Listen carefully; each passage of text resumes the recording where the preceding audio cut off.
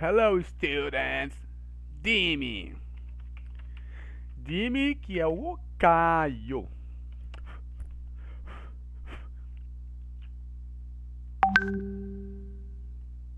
Dime que é igual a Caio. Radic. Hello, Dime. Ou Caio. Meu nome é Caio. Hello, hello. Come on, come on, come on.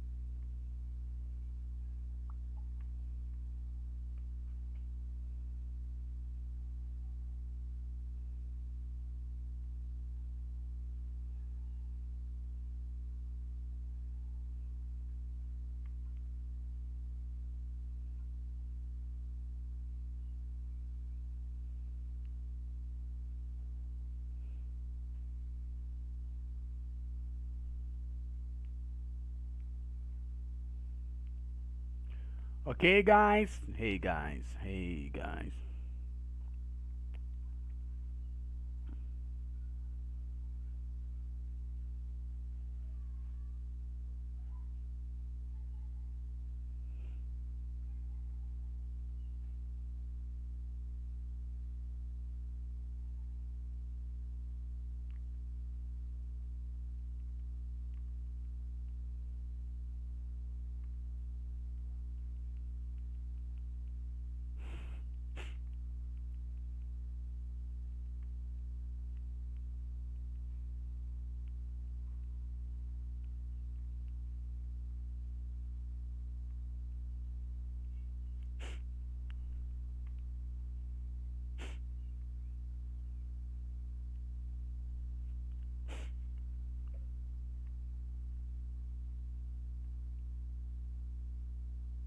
Yes.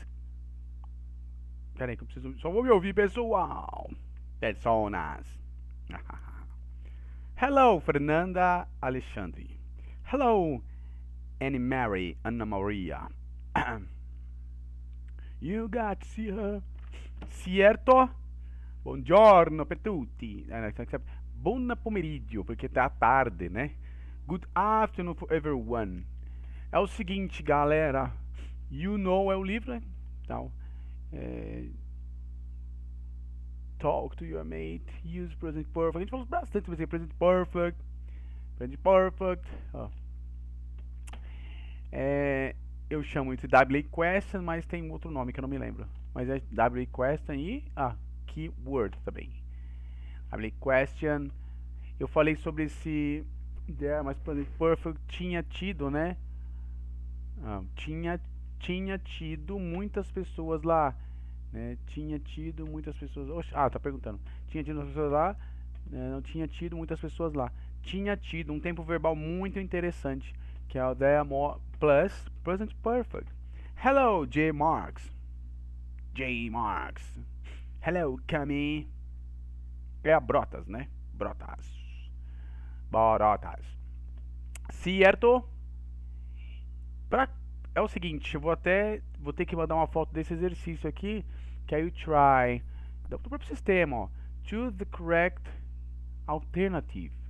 Escolher a alternativa correta, mas eu já faço a tradução disso. Como sempre, eu sempre coloco um áudio vídeo. Deixa eu só voltar. B1. Não é isso aqui.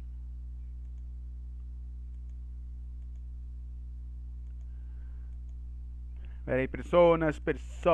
Hello, motor. Ó. Venho cá.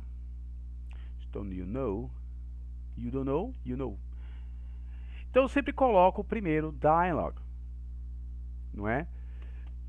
Eu dei abrir o livro aqui, mas calma, pessoas, eu já resolvo. que eu tenho todo ele aqui salvo. Ó, you know, grammar. Certo? Eu sempre começo, na verdade, tá pedindo para ser traduzido, né? Translate. Have you ever gotten money working? Certo? Eu até vou dar uma olhada aqui. Fiquei curioso num detalhe. Não para não. Não para, não para, não para. Eles estão com esse texto lá pra cá. Né? Pessoas, mas não vai estar. Tá? Vamos ver essas questões. Então é o seguinte. Todos os 4 livros, eles têm um texto. E esse texto, junto com esse texto, logicamente, tem um áudio. Então, eu sempre digo para vocês as formas, né, as técnicas de percepção. Uma delas seria ouvindo o áudio, né, e se guiando pelo texto. É uma alternativa boa. Tem uma alternativa excelente, que seria simplesmente ouvindo o áudio sem ver o texto, apenas usando ele para conferir, pode ser. Essa seria a excelente.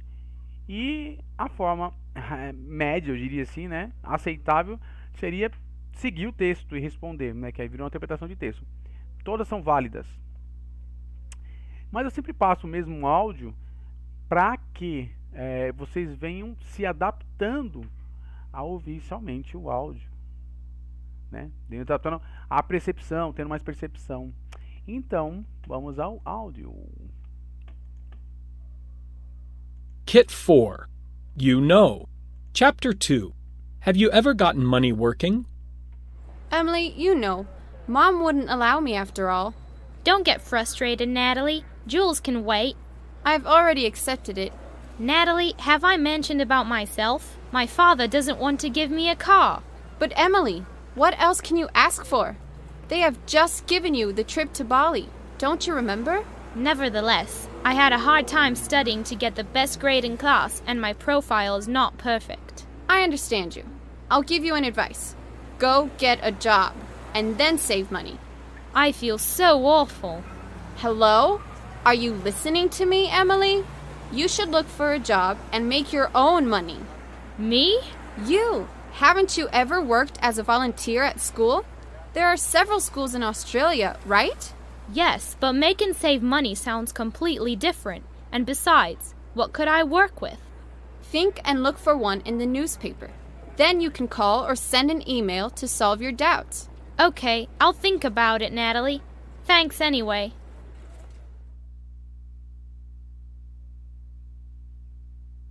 Ok? Vou colocar ele mais uma vez pra gente já ver se dá tudo certo, né? De percepção e etc. Eu sempre Kit 4. You know. Chapter 2. Have you ever gotten money working? Emily, you know. Mom wouldn't allow me after all. Don't get frustrated, Natalie. Jules can wait. I've already accepted it. Natalie, have I mentioned about myself? My father doesn't want to give me a car. But Emily, what else can you ask for? They have just given you the trip to Bali. Don't you remember? Nevertheless, I had a hard time studying to get the best grade in class, and my profile is not perfect. I understand you. I'll give you an advice. Go get a job, and then save money. I feel so awful. Hello? Are you listening to me, Emily? You should look for a job and make your own money. Me? You! Haven't you ever worked as a volunteer at school? There are several schools in Australia, right? Yes, but make and save money sounds completely different. And besides, what could I work with? Think and look for one in the newspaper. Then you can call or send an email to solve your doubts. Okay, I'll think about it, Natalie. Thanks anyway.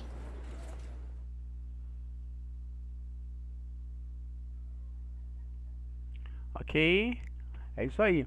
Então é sempre esse é o áudio que vocês vão ouvindo para poder fazer o texto. Aqui nesse caso do grammar, no exercise A, é translate. Então, na verdade é para fazer a tradução, né? Mom would allow me after all, etc. Só que é o seguinte, eu vou ter que continuar aqui da aula passada. Eu acho que eu comecei a falar de phrasal verb, se eu não estiver enganado. Não falei. Mas tá. Deixa eu só aqui, personas, um minuto, personas. Complete the question and give answers. Use present perfect tense. Acho que vocês já estão cansados de ver, mas eu sempre faço isso porque é uma questão de... Peraí. Sempre bom estar recordando, né? Então eu vou voltar aqui. Apagar isso aqui, tá? Bom, voltando àquela mesma ideia do present perfect, sempre usa um have plus um participle, tá? Uma coisa que tem que sempre ser levada em consideração é a nossa famosa listinha de verbos irregulares, que está aqui. Tá vendo? Essa listinha, ela é o nosso guia. É por ela que nós nos guiamos. Por exemplo, uma coisa muito importante de pensar, né, de novo, né, uma coisa muito importante de pensar nos present perfect, no verbo, por exemplo, o verbo regular ou irregular, né? Que, por exemplo, né, de novo, se eu fizer um verbo regular, como study, ele vai para o passado como studied, né? Porque ele é um verbo regular. O que significa? Significa que esse verbo, ele não tem uma forma nem no passado e nem no particípio. Portanto, nós acrescentamos ed para indicar que esse mesmo verbo ou está no passado ou no particípio. Sim, meus amigos, eles são iguais. Quando é verbo regular, eles têm a mesma forma no passado e no particípio, porque nós simplesmente acrescentamos ed, tá? Vale ressaltar também que existe uma regra, porque, por exemplo, play, antes do y, nós temos uma vogal. O que significa? Significa que você não, no caso aqui do y, a gente tem antes dele uma consoante, né? São dois casos aqui, eu pulei um, tá vendo? Então, por esse motivo, o y tem que virar um i, ó. No caso do play, antes do y nós temos uma vogal, que eu não troquei, vogal. O que significa? Que não vai trocar nada, vai só acrescentar o ed. É apenas um detalhe. Isso é uma coisa muito importante quando está fazendo essa conjugação, que eu acho que não é o caso do exercício agora, porque já vai ter lá moldado cada um deles, tá escrito, né? Esses aqui são verbos regulares, né? Com R de rato, porque são aqueles que justamente não estão naquela listinha que nós temos de verbos irregulares. Isso é muito importante. Ó. Ai, meu Deus. Espera aí, pessoas. Ó, tá vendo? Né? E uma frase com ele seria, obviamente, I have studied, né? Ou I have played. Esse seria o presente perfeito, present perfect. Uma outra observação importante é a conjugação. Se for na terceira pessoa, você tem que respeitar a conjugação do have como verbo auxiliar. She has played, né? She has studied. Exatamente isso que vocês precisam fazer. Ok? Perfeito. O exercício é muito simples. Nós já vimos muitas vezes o present perfect. Esse exercício aqui, basicamente, na página 14, é simplesmente colocar have ou has aqui. E responder uma coisa muito interessante. Deixa eu só organizar aqui. Não. E responder da seguinte maneira. Se eu perguntei, vou até fazer um com verbo irregular aqui, para ficar isso mais fácil. Espera aí, pessoal. Verbos irregulares. Aquele é verbo regular, verbos irregulares. Ah, tá em inglês. Tudo bem, né? Bene. Tá? Vou te dar uma cor aqui, né? Que ninguém... Opa, vamos aproximar.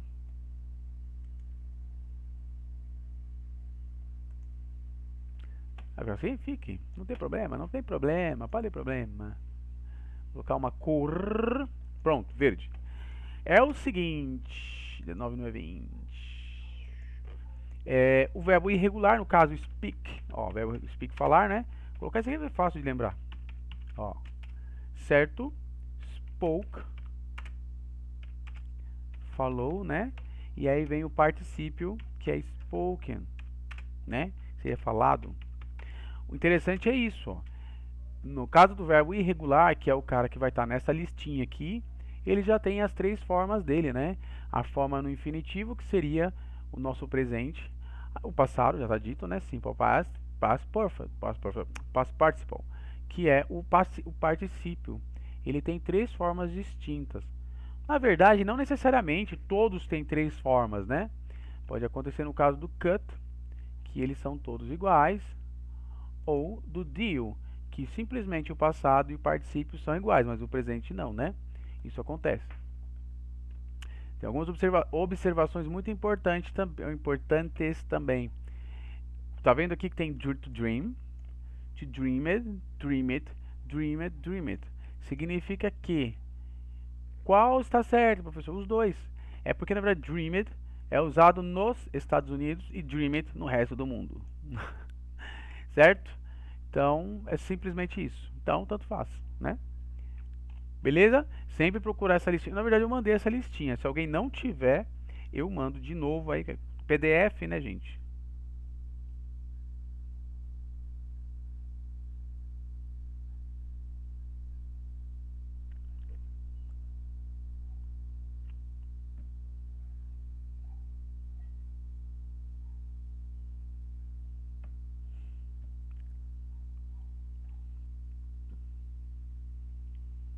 Ok? Então isso é importante, tá? Vamos voltar aqui que eu vou explicar esse que vai ser feito. Então é o seguinte, a pergunta é: complete the question and give answers use present perfect. O que significa que a gente vai usar? Present perfect, presente perfeito. Detalhe, nesses espaços aqui, a gente vai sempre utilizar have ou has, simples assim, tá?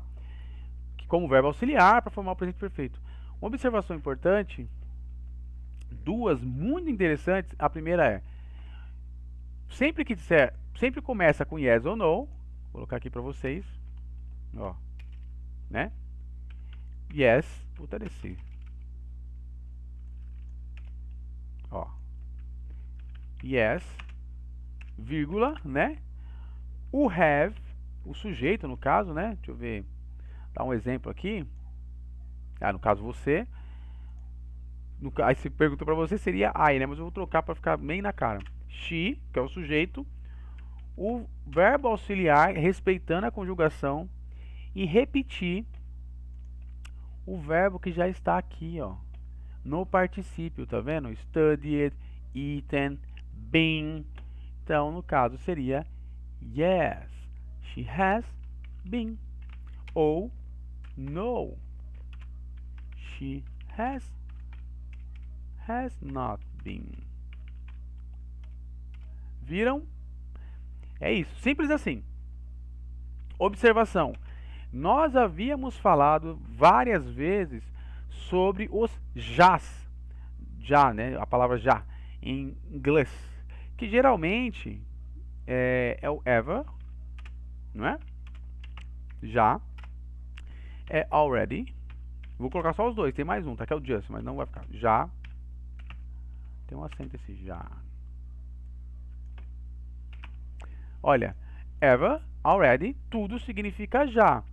Todos eles vão vir com have, que é um verbo auxiliar. Todos eles. Detalhe. Veja aqui, ó. O mais importante. Eles geralmente, o ever e o already, são usados para pergunta. Vou colocar aqui, pergunta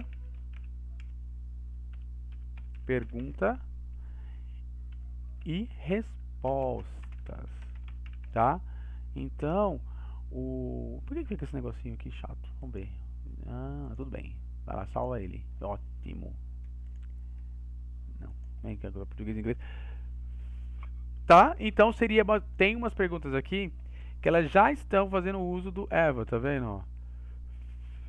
Certo? Já falei sobre o just, já falei sobre o yet, que é ainda, né?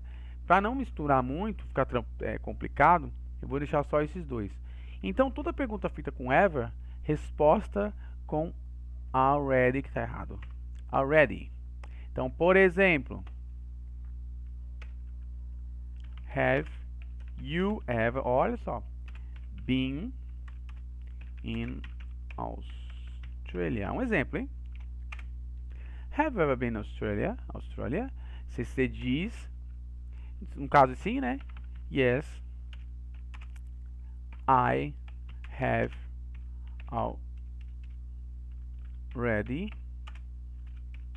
been. Tá? Ou seja, pergunta com ever. Vai mudar muita coisa não, só vai acrescentar, tá? Peraí, deixa eu ver vermelho, né? Vermelhinho, ó. Perguntas com ever, responde com already. Não é sempre, tem uma diferença do already just, mas hoje já vai ficar só nesses dois para não complicar. Então é o seguinte, have you ever been in Australia? Você vai repetir o verbo auxiliar. Tá vendo? Ó. Mais o particípio, que já está na oração. Ó. Sempre deixando claro que você precisa começar com sim ou não, né? No caso do não também. Então, no.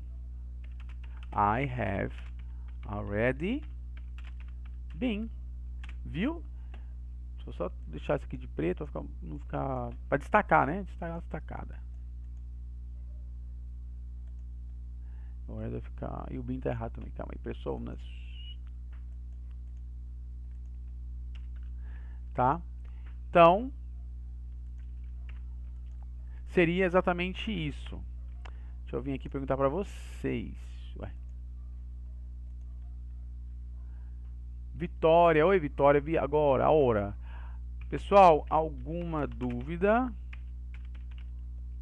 Eita. Ai, perdão.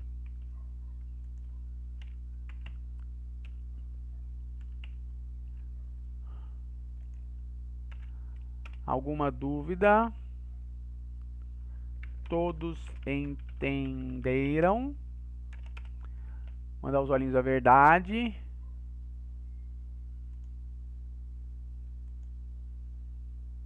Ele para.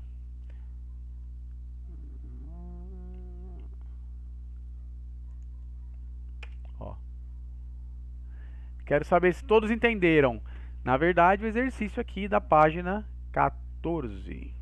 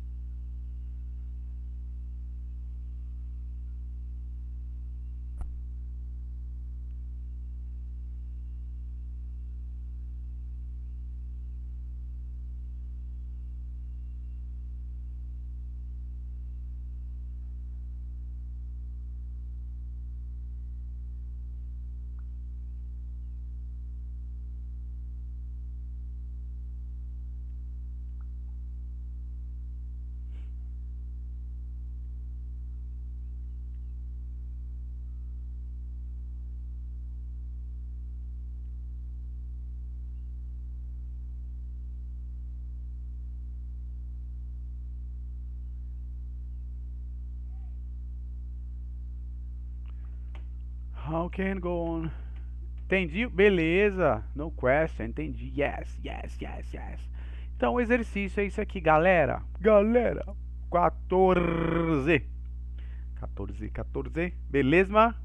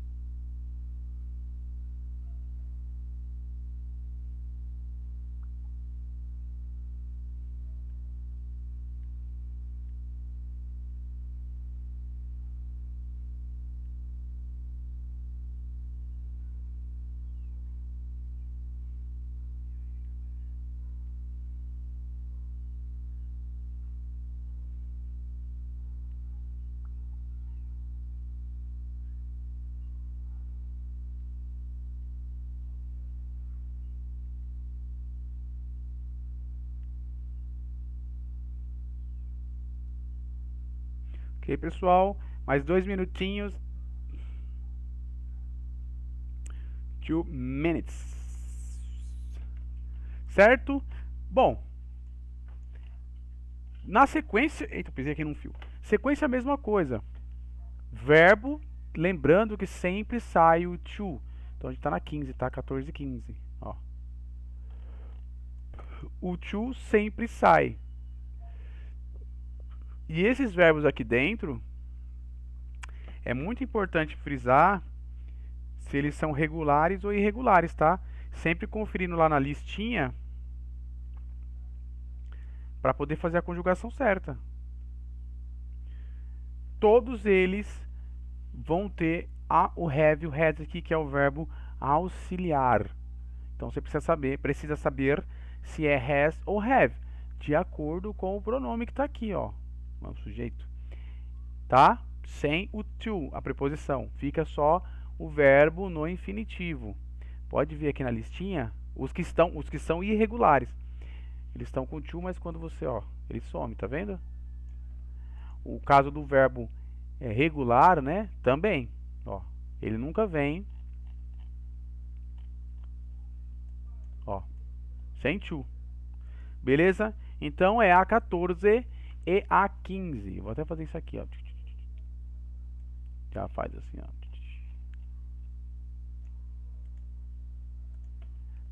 Ixi, aqui vai entrar que é coisa demais, eu acho. Muita coisa ele não vai, ele tem um número limitado, né? Um número limitado. Tudo bem, tudo bem. Eu venho aqui, passa por partes, como diria Jack. Venho aqui, meu Deus, ó. Entendeu? Não esqueçam os detalhes.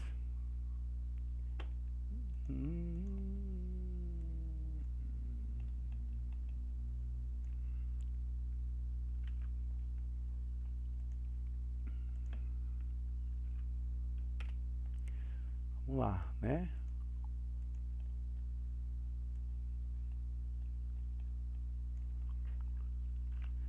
Que são os detalhes, beleza? Então são as páginas 14 e 15, tá? Do Grammar Book 4, capítulo Chapter 2. Ah, tá tudo aí, ó.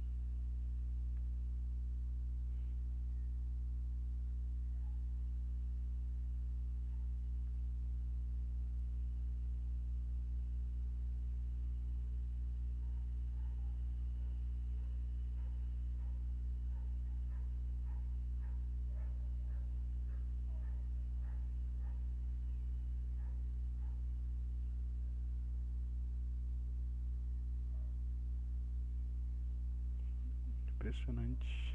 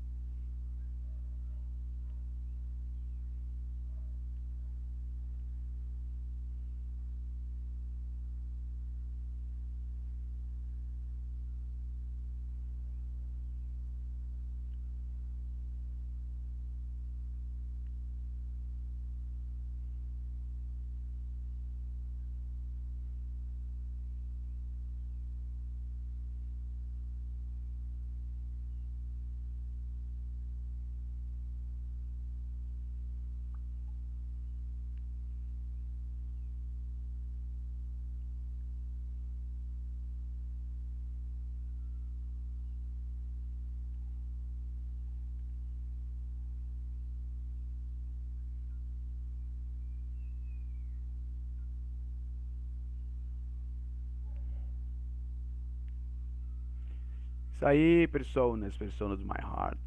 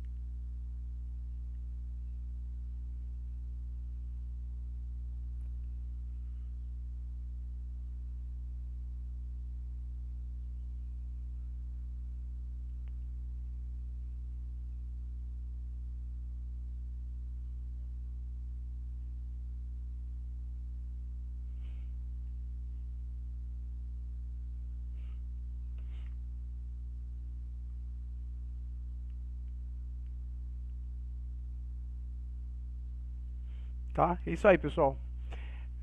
Só dar uma adiantada aqui.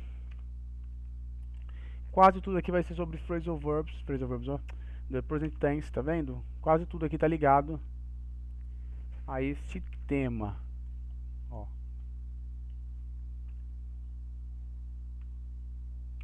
Só tem um detalhe aqui muito interessante, ó. Voltar porque eu tenho. Calma aí, personas.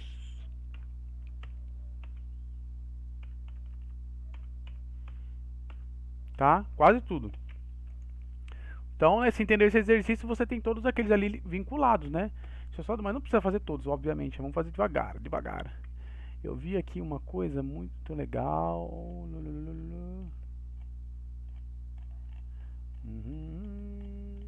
que reforçar isso, né? Mas eu acho que, peraí, foi na...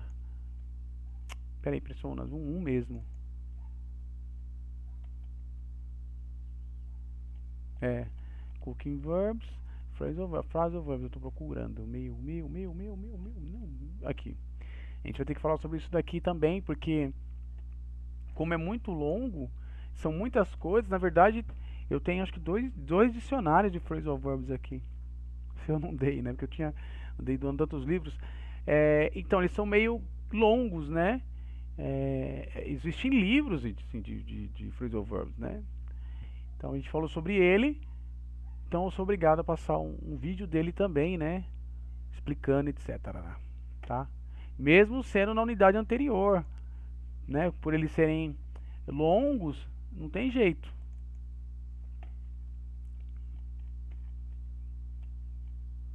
Beleza? Então enquanto isso, eu venho aqui. Pode observar, ó.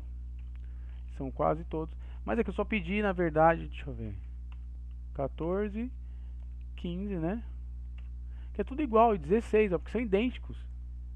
Ó, mesma ideia. Um é para transcrever, né? Obviamente, porque ele tá colocar em ordem, né?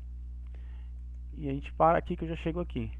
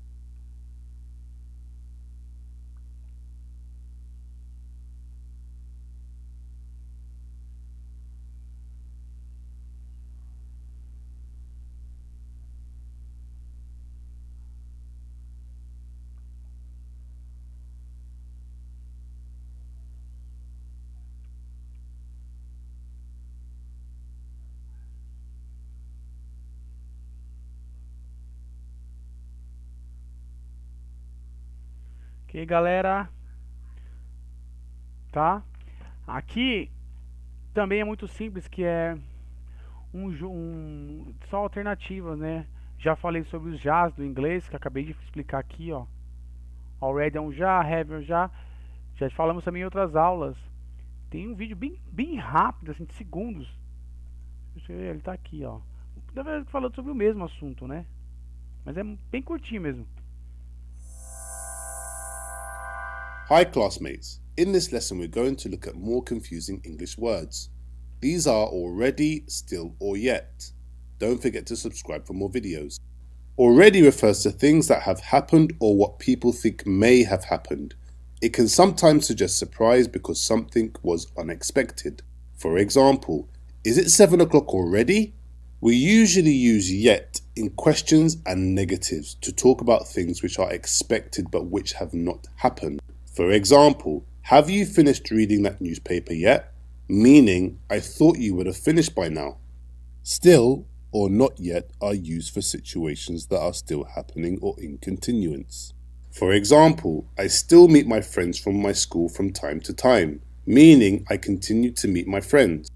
Or, has she finished her homework? Not yet, meaning she's still doing it. Think of some examples for yourself and leave them in the comment section below. Thanks for watching and don't forget to subscribe. Tá ok? Então é isso que faz a diferença, tá? Que é o exercício que justamente de alternativa, muito tranquilo, gente. Então, ó,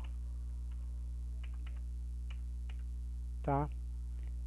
Tudo aqui. Então, assim, vamos fazer o seguinte: 14, 15, 16, 17. Vai ficar muita coisa, né? 17, muito grande. E aí eu vou passar, tá? Para não ficar muito longo. A gente já falou de phrasal verbs. Eu acho que tá até aqui, ó. Vai ser uma pastinha. E vamos lá. Na verdade são dois, né? Eu sempre falei que é o idioms, que são expressões idiomáticas, né? Que no caso de negócios, mas tem para tudo. Esses idioms são as mesmas, são expressões existentes na verdade em todas as línguas. Assim, acho que todas, né? Não sei se tem alguma que não tem. Talvez o Guarani não tenha, não sei. Então, daí também surgiram phrasal verbs. O phrasal verb, na verdade, ele é um verbo, mas uma preposição. Tipo, go out, look for, entendeu? Tipo, você tem a preposição e o verbo, tá? Então, vamos passar primeiro as expressões idiomáticas, depois os próprios... Lesson 9, Business Idioms, Part 1. Idioms are short phrases with meanings that are different from the meanings of their individual words. Idioms are different from slang. Idioms are in between formal and informal, so they are acceptable in everyday English conversations and emails, including some communication at work. Slang is very informal and is usually used in humor, music, and conversations between close friends. Formal English is used in official business, legal, and academic areas. Casual English includes idioms and is used in everyday conversation and emails. And informal English can use slang. You'll find that in humor and music.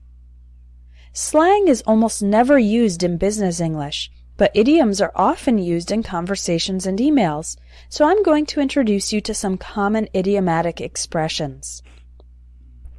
This is the method we'll use for learning the idioms. First, look at the example of the idiom in context. Then, try to guess the meaning of the idiom. Then, wait for the answer and explanation. Why do I recommend these 3 steps? Well, it's important to try to figure out the meanings of the idioms from the context. This helps you think actively about the expressions and learn to understand new expressions faster. Ready? Let's begin. Number 1. We showed the president 20 ideas for new products, but she didn't like any of them, so we had to go back to the drawing board. Does go back to the drawing board mean A, ask other people for advice, B, start again from the beginning, or C, reuse a good idea from the past? Go back to the drawing board means B, start again from the beginning. Designers and engineers often draw a picture of a product as the first step in its development. So, going back to the drawing board means to start again at step 1 of a process. Number 2. Our sales estimates were way off the mark. We'd projected sales of 15 million, but the actual numbers were closer to 9 million. Does way off the mark mean A, too optimistic, B, higher than average, or C, very wrong or inaccurate.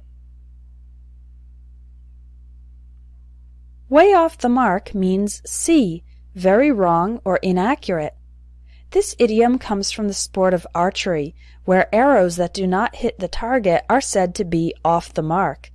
The word way means very, so way off the mark means very inaccurate. Number 3. The text for the article is almost perfect. I just want to tweak 1 or 2 sentences.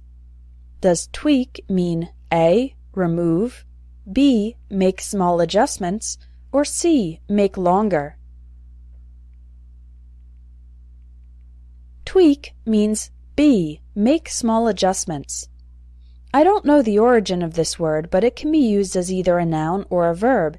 You can say, I want to tweak 1 or 2 things, or I want to make a few tweaks, to talk about minor adjustments. Number 4. I need to submit a weekly report on this project, so please keep me in the loop. Does in the loop mean A, informed or updated, B, working hard, or C, in the office? In the loop means A, informed or updated. You can also say the opposite, out of the loop, if you are not being informed or updated about a project or news. Number 5. 3 people from my department are on vacation, so I've got a lot on my plate at the moment. Does I've got a lot on my plate mean A, I have a lot of responsibilities, B, I wish I was on vacation too, or C, I have nothing to do? I've got a lot on my plate means A, I have a lot of responsibilities. If you go to a buffet and you put a lot of food on your plate, then you are obligated to eat it all. So, having a lot on your plate means you have many tasks or responsibilities. Number 6. The rule of thumb is to reinvest no more than 30%, but it's okay if you go over that number occasionally. Does rule of thumb mean A, minimum amount, B, strict limit, or C, general practice? Rule of thumb means C, general practice. A rule of thumb is a general rule or general practice that may have exceptions in some situations. This is your thumb. If you use your thumb to measure something, you can get a general idea, but the measurement will not be perfectly accurate. So, a general rule with exceptions permitted is called a rule of thumb. Number 7. Bob said I missed the deadline, but I want to set the record straight. I submitted my work on time, but he didn't check his email.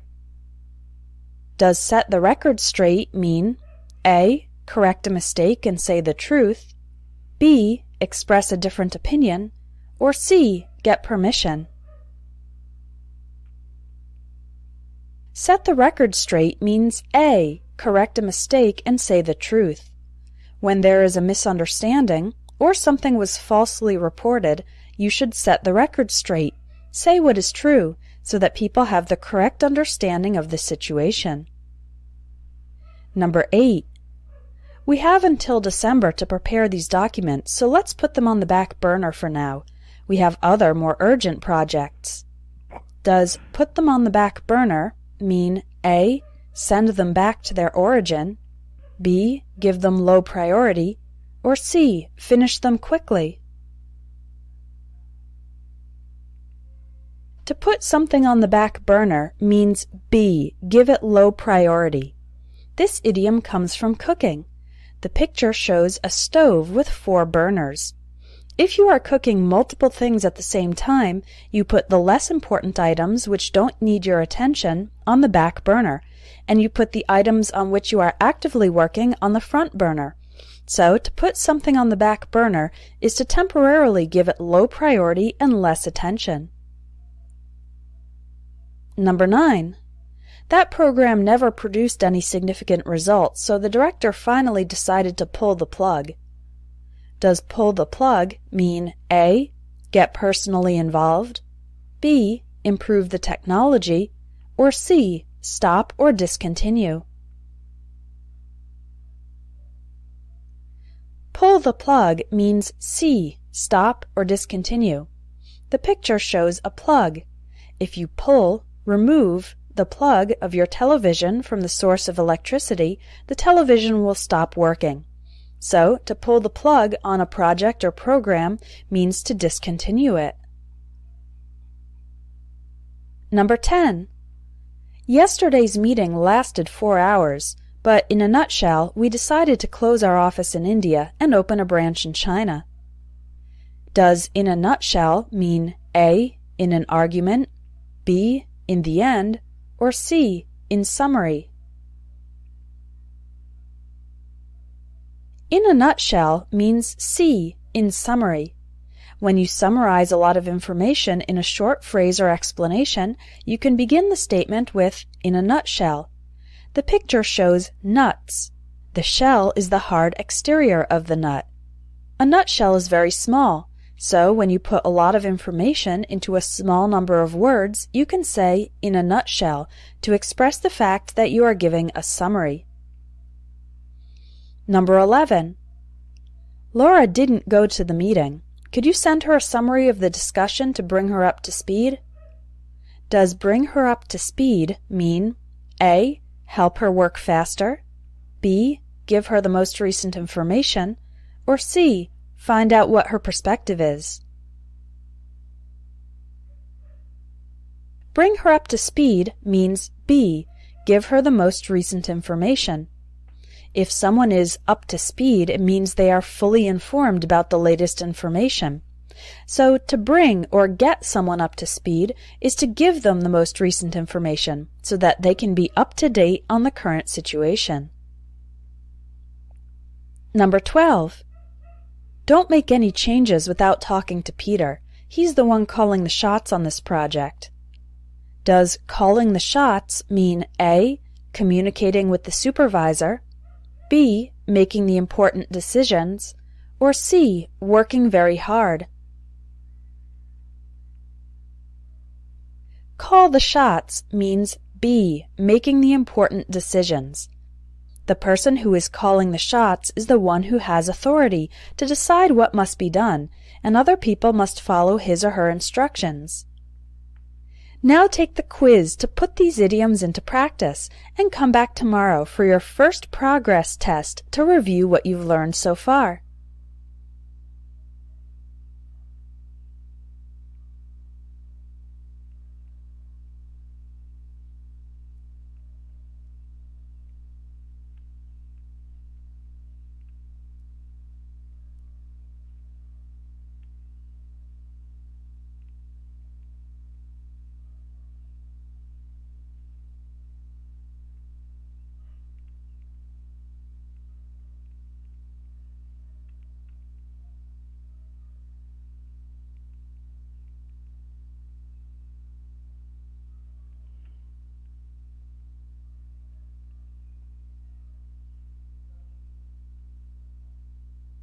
E aí, galera, tá vendo?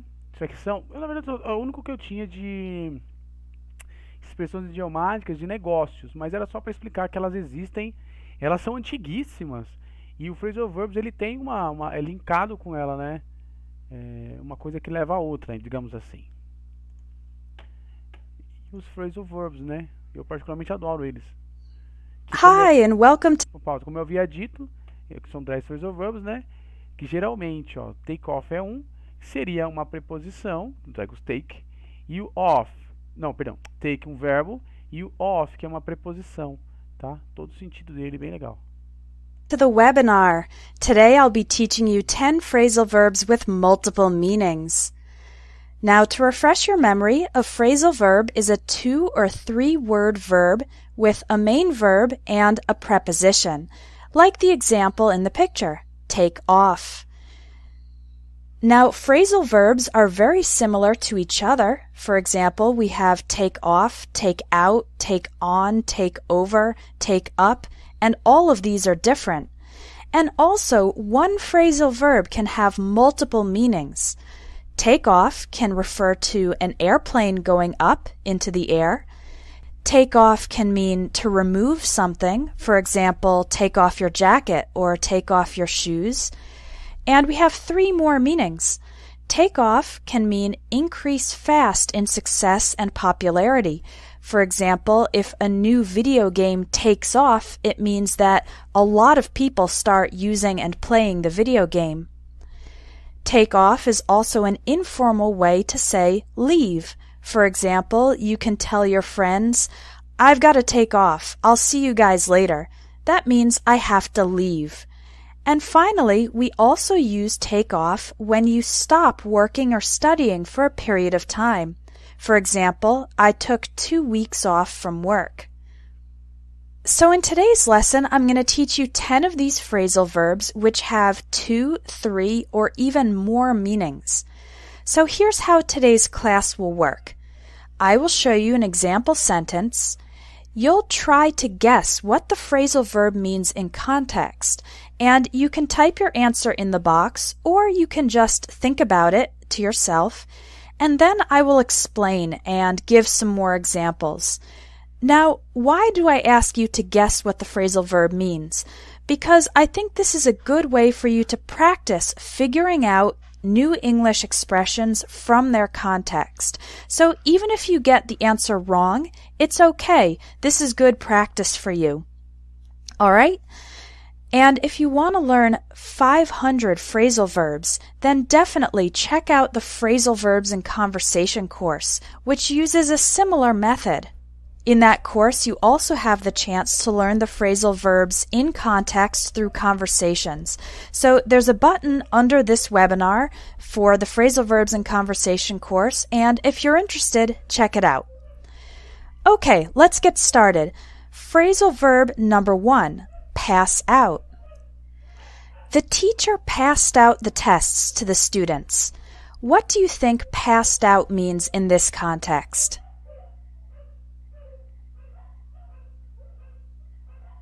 Right, this is an easy one. Pass out means to give or distribute. And we can talk about a teacher passing out tests or worksheets in the classroom, or passing out promotional material in public, like passing out flyers, passing out coupons, or sometimes free samples, like if you have a new cafe, sometimes they pass out free samples of food on the street to help attract customers. Now, here's another example sentence. It was so hot in the classroom that I felt like I was going to pass out.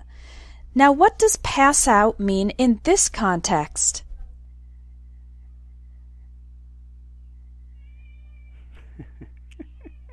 Okay, some people are saying fall asleep or feel sick.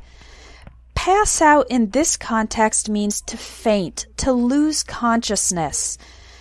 People can pass out from shock when something scares them, from fear.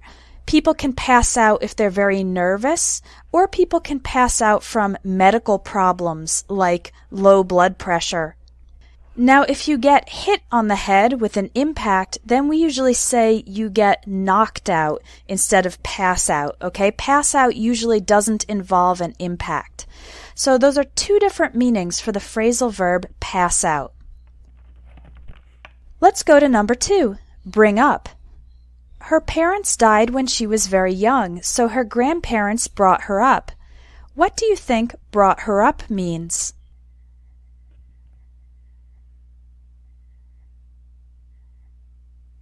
Good, a few people are getting it. Bring up means to raise, care for, and educate a child. To teach a child good behavior, and we're not talking about formal education here. We're talking about parents teaching children good behavior, for example. Now, don't get bring up confused with grow up. A child grows up. He becomes bigger and older and taller. But the parents or the adults bring up the child. They care for and educate the child. Okay?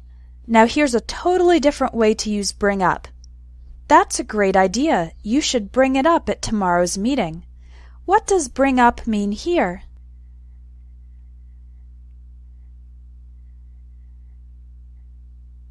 Oh, you guys are smart.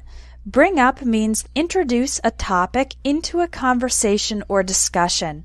And you can bring up an idea, bring up a suggestion, or bring up something negative like bring up an objection or bring up a problem.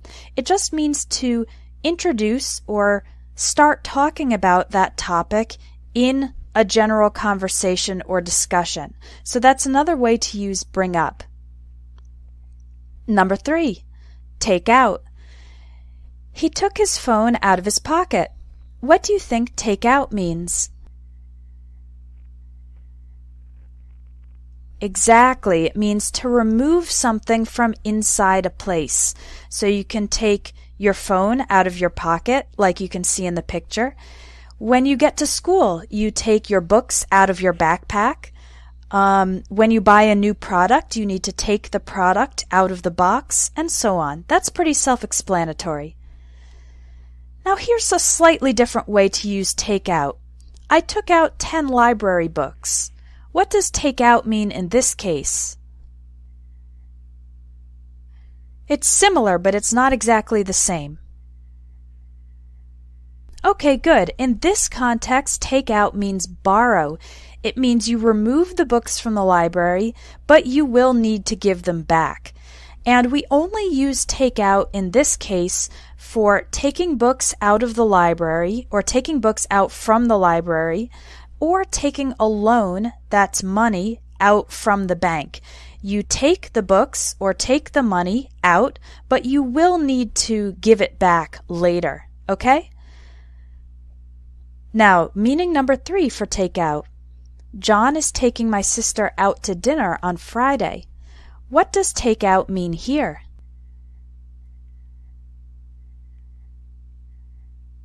Good job, a few people got it.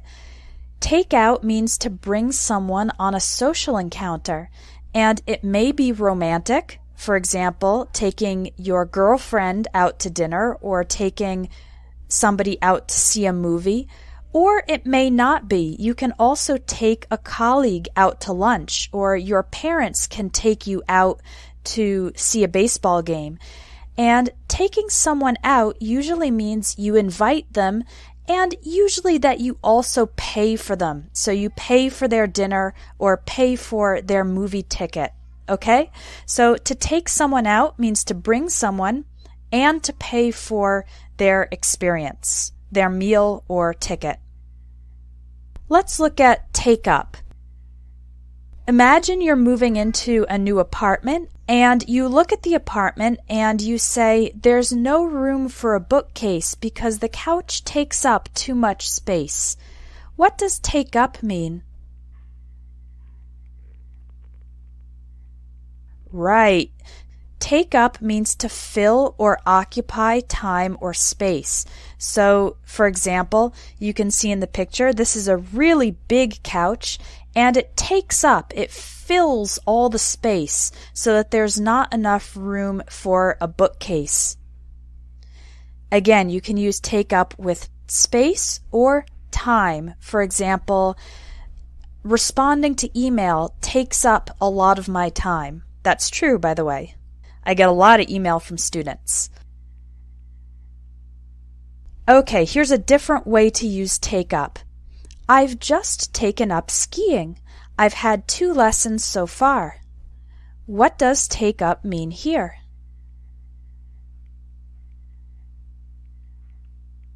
Take up means to start a sport, activity, or hobby. Okay? That's also pretty easy to understand. Number 5, back up. You should back up your files so that you won't lose them if your computer crashes. What do you think back up means?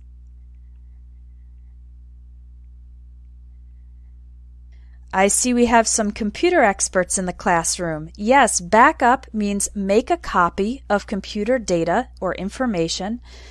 It's to make an extra copy of that computer data, and you can make a backup on a server, you can make a backup on a hard drive or a CD or a USB drive. The important thing is to have an extra copy of the information. So if your computer crashes, if it breaks, or if you lose your computer, if it's stolen, you have an extra copy of your data. Okay? And we have two ways to use this word. Back up, 2 words, is the verb, and back up, 1 word, is the noun, referring to the extra copy of the data. Now here's a different meaning. He crashed his car into a tree while backing up. What does backing up mean here? Right, to move backwards, to move the car in reverse. And we can use back up for cars. We can also use back up for people when you're walking and you take some steps backwards. And when you're walking, we can also use back away. We usually back away from danger. Like if you see an angry dog, you would back away from the dog so that it doesn't bite you. Okay? A third way to use back up. My coworkers backed me up when I complained that the boss was giving us too much work. What does back up mean here? This one's a little more difficult. To back someone up means to give moral or emotional support for someone's position. So in this example sentence, I'm complaining about overwork, and if my coworkers back me up, it means they agree with and support me in that opinion or in that position, okay? To back someone up is to give support to that person. Here's another way to use back up. There's a ton of traffic. The highway is backed up for miles. Have you ever experienced this? What does back up mean here? Back up means to accumulate and delay due to excess. So the most common ways we use back up with this meaning is when talking about roads. You can say the road is all backed up because there are so many cars that it's slow or stopped. You can say your toilet is backed up. That means it's blocked and the water can't go through. That's a very bad situation. And you can also say that your schedule is backed up. For example, imagine that you have a store and your store gets a lot of orders around Christmas time and you get so many customers that you have delays in sending out the orders. So you would say, we're all backed up. I can't ship your order for another 2 weeks, for example. So a road can be backed up, a toilet can be backed up, or a schedule can be backed up. Okay? Blow up. The factory blew up due to a gas leak and 3 people were killed. What does blow up mean? Right, you got it. To explode. Okay? This can be used for any type of explosion, bombs or accidents. It can be used for big or small explosions. Now, a different way to use blow up. The CEO, that's the president of a company, the CEO blew up when he found out that his mistake had lost the company $1 billion. What does blow up mean in this context? It's similar, but it's more metaphorical. Blow up can mean to explode in anger. When someone gets angry very suddenly, very quickly, they lose control, they lose their temper. We say they blew up, okay? So that's not a literal explosion, it's an explosion of emotion, angry emotion. Number 7, give away. If you haven't worn a piece of clothing in more than a year, you should give it away. What do you think give away means?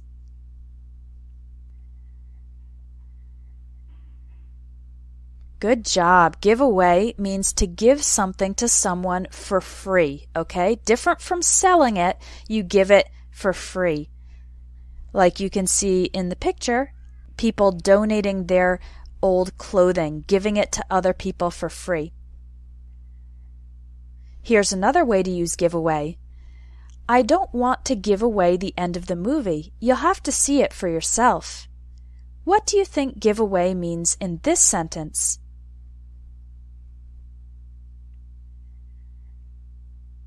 In this case, giveaway means to reveal secret information.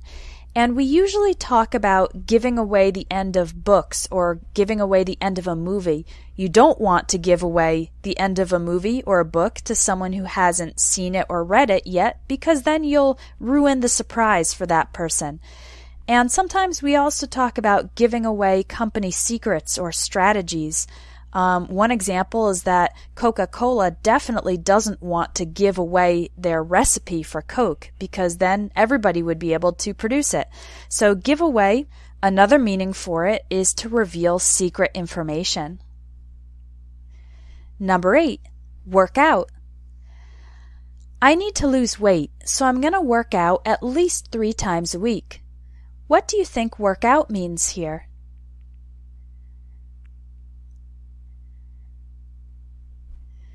To exercise, that's right.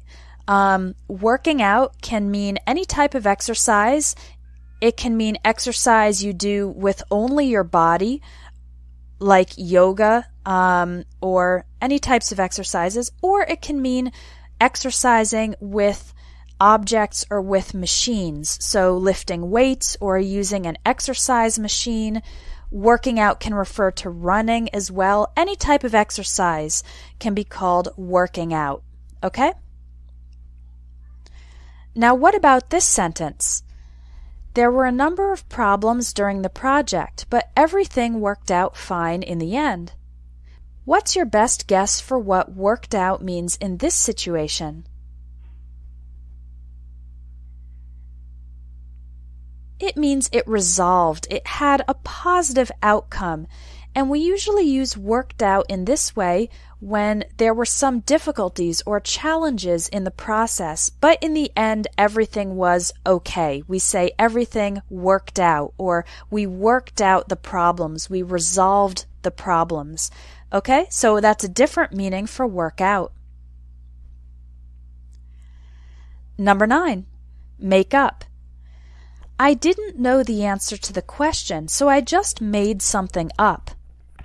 What does make up mean in this case?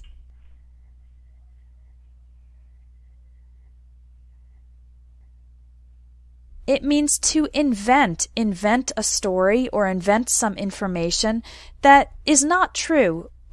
It's just coming from your imagination. Children often make up stories or make up imaginary friends. One thing you don't want to do is make up information if you're a journalist. That's not good. You need to report the facts and not make up, invent false facts. Okay, so make up means to invent something, usually a story or a piece of information. Now, how about this? After not speaking to each other for a month, my daughter and her best friend finally made up. What does that mean, they finally made up?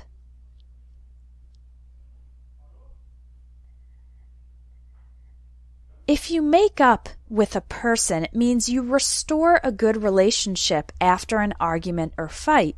So in this case, we have 2 girls who had an argument or a disagreement or a fight, and they didn't speak to each other for a month, but then eventually they made up. They became friends again, and they restored their good relationship.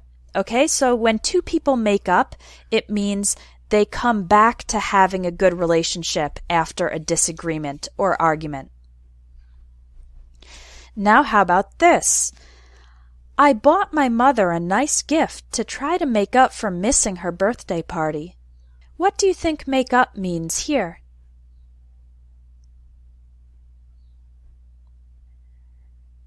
Wow, you guys are really good. To make up means to compensate. in this situation. So I missed my mother's birthday party.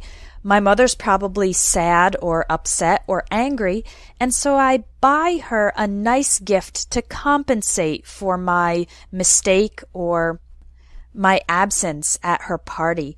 And there are two ways to use make up in this way.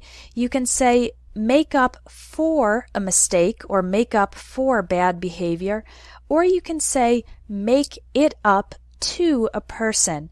So one sentence you'll hear, if your friend does something that makes you angry or upset, they might say, how can I make it up to you? It means, how can I compensate for my error? How can I do something good that will balance out the bad thing that I did? How can I make it up to you? Okay? Make up meaning to compensate.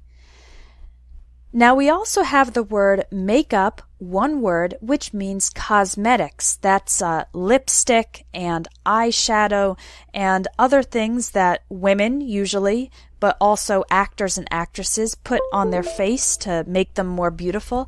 That's a noun, and that's one word, makeup, cosmetics, okay? And our last phrasal verb, pick up, has many meanings. I picked up the toys that my kids left all over the floor. What does picked up mean here? Good. This is the easiest and simplest meaning. To pick up means to take something, usually with your hand, and bring it up from a surface. So here in the picture you can see the toys all over the floor, and the kid's mother or father needs to pick up the toys, get them up off the floor and put them away in their proper places. Now, how about this? I'll be back in an hour. I need to pick up a few things at the store. It's not exactly the same meaning as the previous one. What does pick up mean here? Pick up means to buy. It's an informal or casual way to say you're going to buy something. You would usually pick up food at the grocery store. You can pick up something on your way home from work. For example, you're driving home and you remember that you don't have any soap at home, so you stop at the convenience store to pick up some soap. We usually don't use pick up for major purchases, like you wouldn't pick up a diamond necklace or pick up a new car, because those are usually things you need to think about buying and research. So pick up is a way to talk about casual or informal purchases.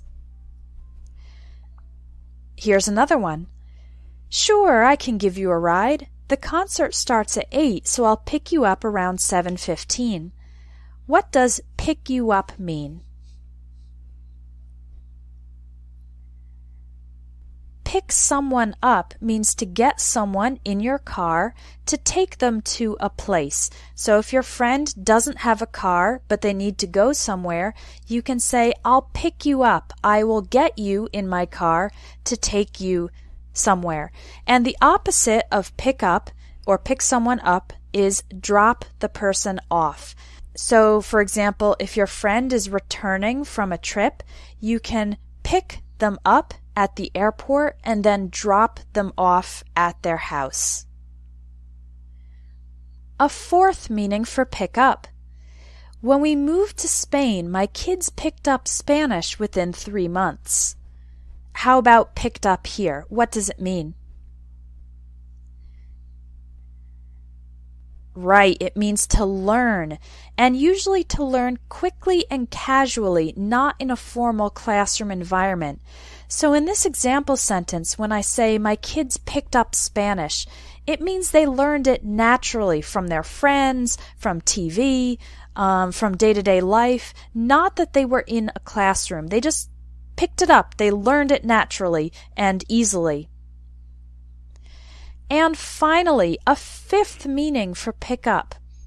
Sales are slow over the summer, but they usually pick up around September. What does pick up mean in this context? Take your best guess. Right. Pick up means to increase or improve, often after a period of decrease or no change.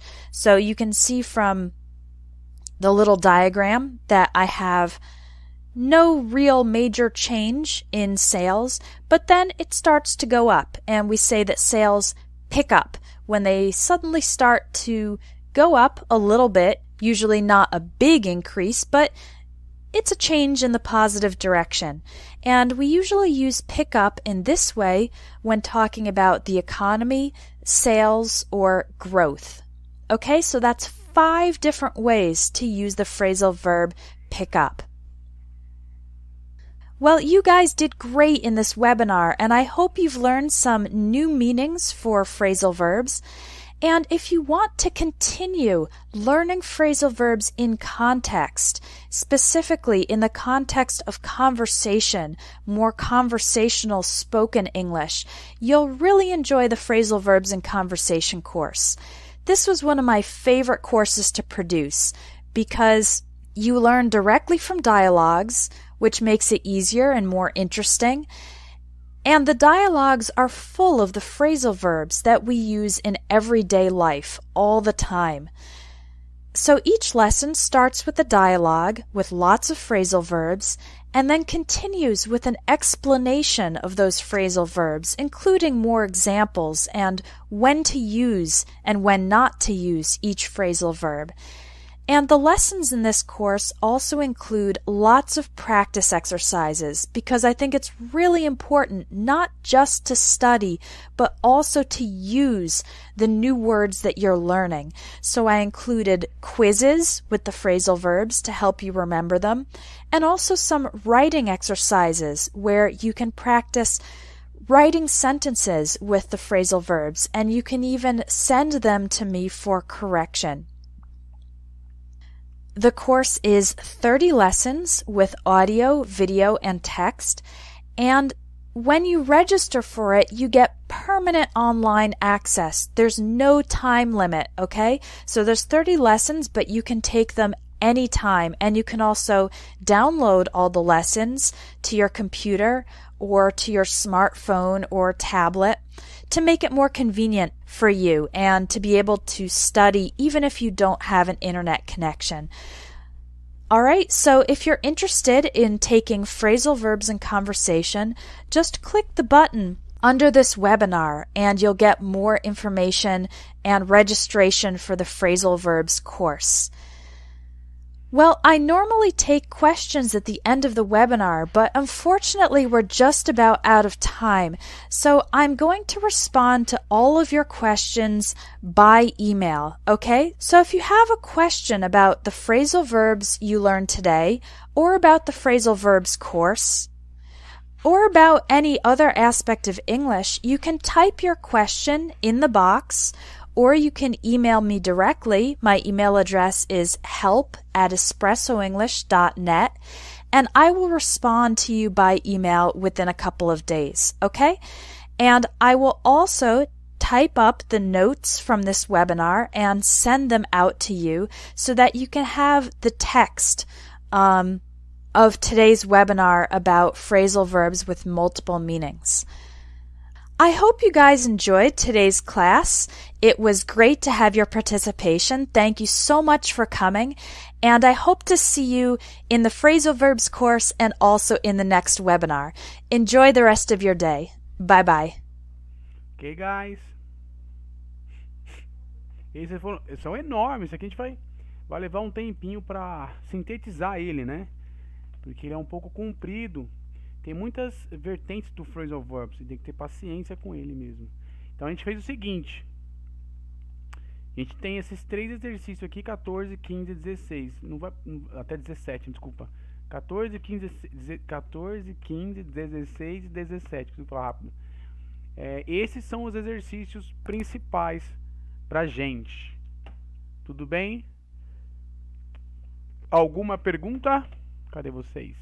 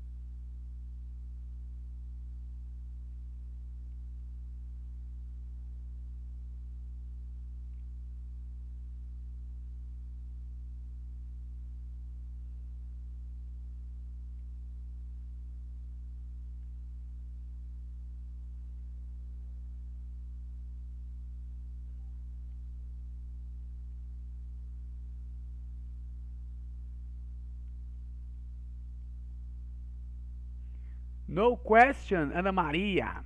Que não é a Braga. Aí. Tudo bem, pessoal. Pessoal. Esperar os 5 minutinhos aí, né? Se alguém quiser mandar exercício durante esse tempo.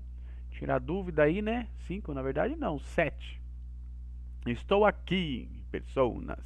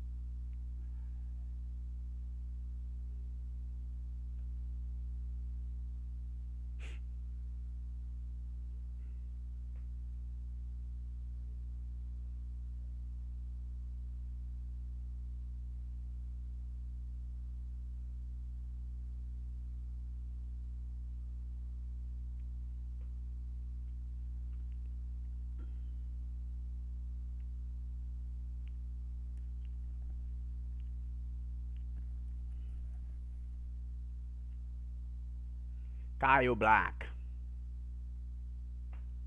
E o Black. É, pessoal. Tem algum gamer aqui? Não. Um gamer.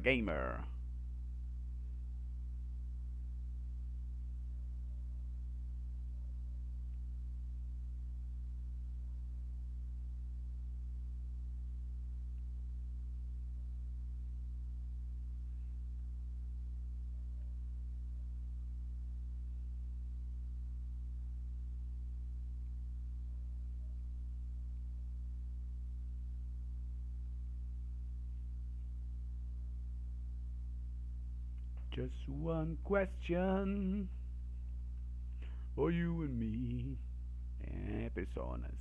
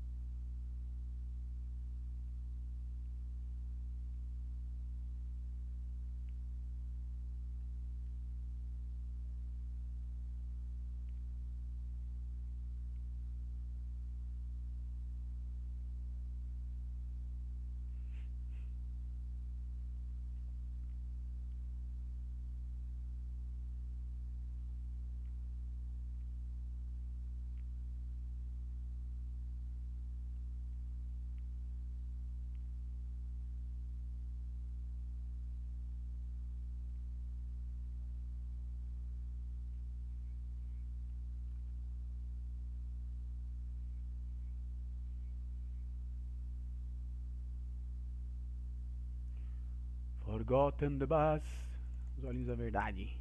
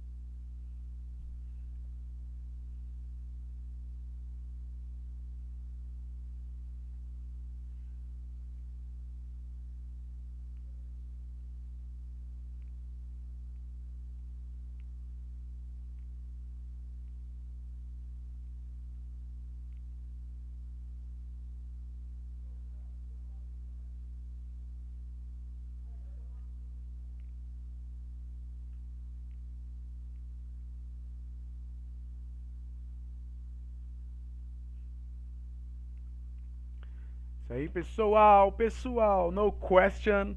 Os olhos da verdade. Fazer esse joinha, né, ó.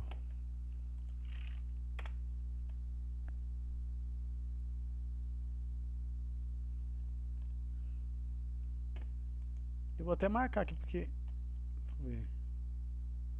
Tinha isso aqui na próxima aula, né? Tudo bem, tudo bem, né?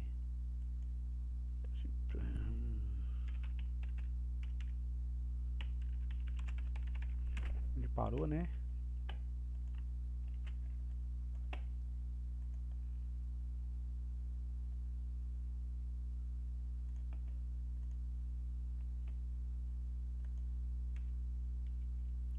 Book. Não, vou ter que subir tudo.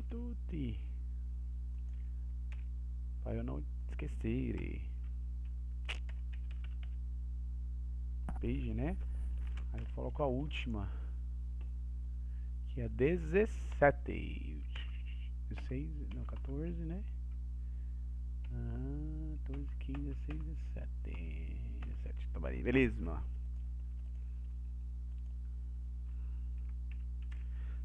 Certo? O que nós vimos hoje, né? Na verdade, nós vimos isso sempre. Present Perfect, né? E esses digamos assim, agregados ou derivados do Present Perfect, né? Que é o já. E phrasal verbs. Isso que fique claro. Também phrasal verbs. Deixa eu colocar aqui, ó. Tá? Esse foi o nosso tema phrasal verbs barra idioms, que significa English Idiomatic Expressions. Beleza?